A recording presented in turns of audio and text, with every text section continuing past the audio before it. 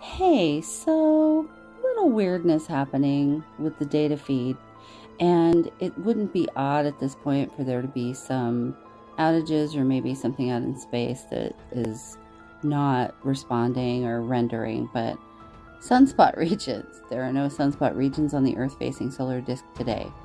Okay.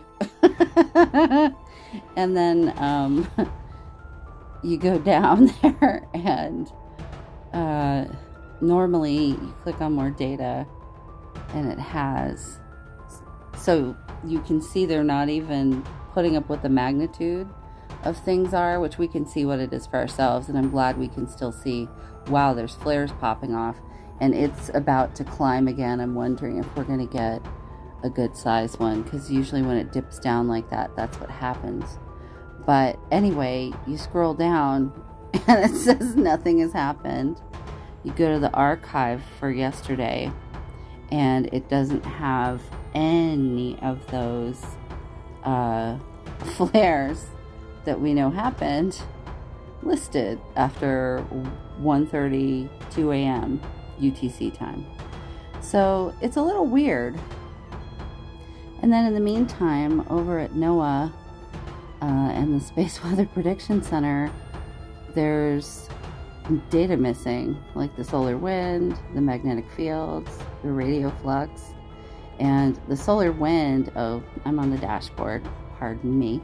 The solar wind is kind of helpful to know, because if it happens to be fast, that'll be bringing all this stuff at us sooner. It doesn't have any of the most recent flares. It just has when the storm kind of started. And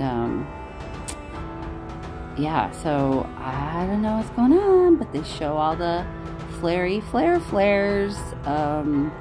But for some reason, some of the data is just not getting through.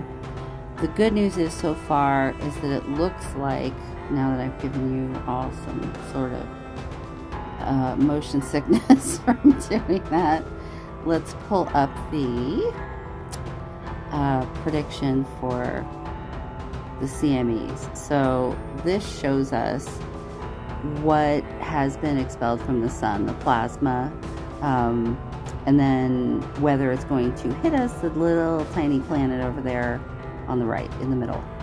So so far we're getting mostly missed by the CME action so far.